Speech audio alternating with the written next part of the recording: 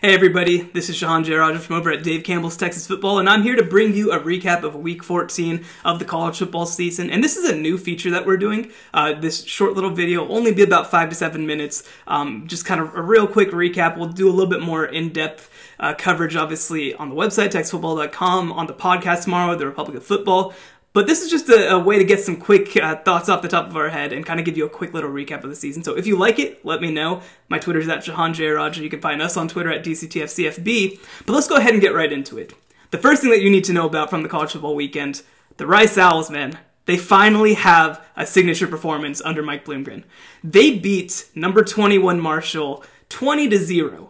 They held him to 0 points, and this was the defense that we were hoping to see from the Rice Owls heading into the season because of how much experience they brought back on the defensive side of the ball. So much credit to them. They forced 5 interceptions on Marshall's quarterback.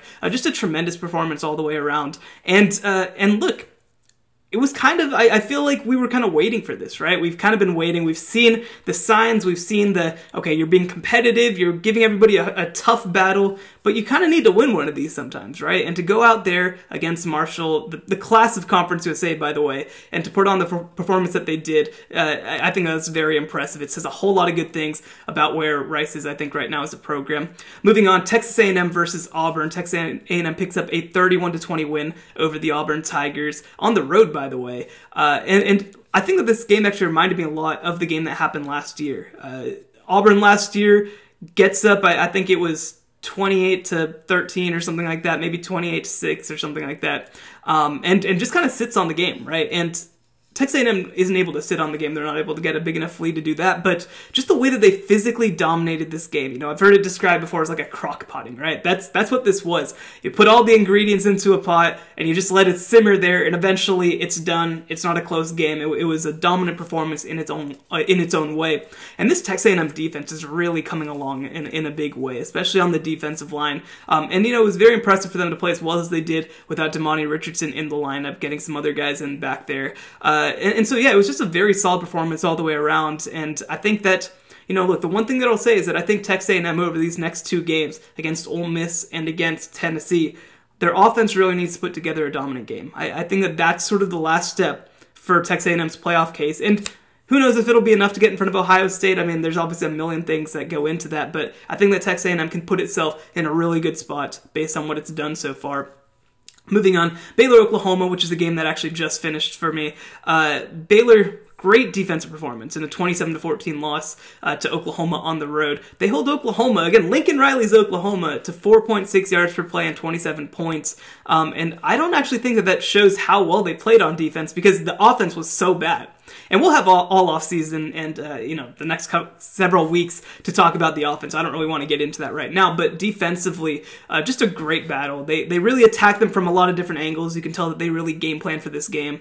I kind of joked with some of my friends, right? Like, Dave Aranda was the defensive coordinator who obviously caused Oklahoma all that trouble when they played last year in the college football playoff. Maybe he just hates Oklahoma. Maybe he just loves scheming against Lincoln Riley. And I'm sure that he does love the chess matchup, for example. I don't think he actually hates Lincoln Riley at the University of Oklahoma, but he's done a really great job in his 2 matchups against Lincoln Riley of drawing up defenses, and I think that he deserves a whole lot of credit for that. Baylor's defense, the other thing that you say about it is that they had a lot of underclassmen in there making big plays. Guys like Josh Landry, guys like Jalen Petry's an upperclassman, but he's a guy who really made a lot of big plays.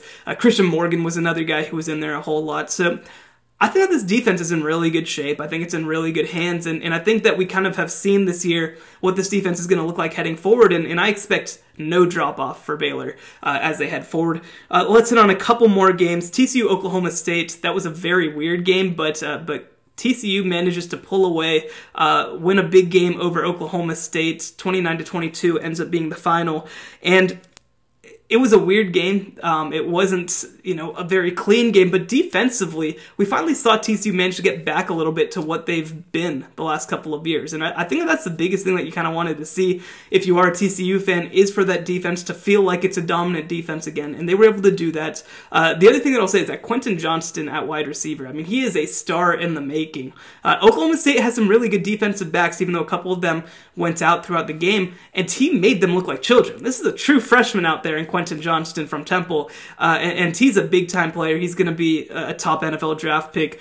it's kind of unfair, right? They get Jalen Reagor right in the door, throw him out to the first round, get another kid in Quentin Johnston, who I think is going to be right there with Jalen Reagor by the time his college career is over. So a lot of promising signs, I'd say, for TCU, but I do need to see that consistency. That's been a real issue for them all season long, really. But look, if you can be inconsistent and not very good and struggle at quarterback and struggle to protect and finish 5-4 in conference play in the Big 12, it's not the worst place to be, right? It really isn't. Moving on, Texas versus Kansas State. They pick up a 69-31 win.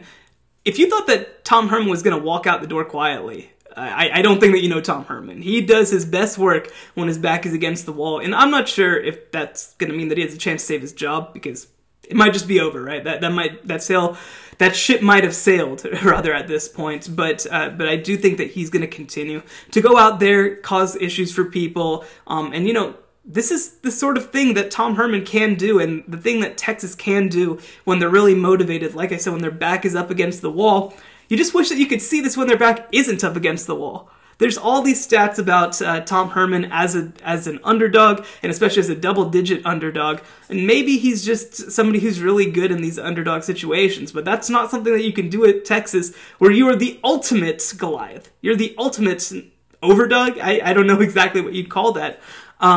You know, but in this game, we were really able to see it come together. Bijan Robinson with a fantastic game, over 100 yards, 3 touchdowns, and on only 9 carries. So, look, there's a lot of talent on this Texas roster, and whether it's Tom Herman or somebody else taking over heading forward, I think they're going to be in really good shape. Only other game to mention, 2 games left. Texas Tech versus Kansas, a 16-13 win for Texas Tech. Not a good performance. A really, really ugly performance. I'll have a little bit more coverage from that on TexasFootball.com.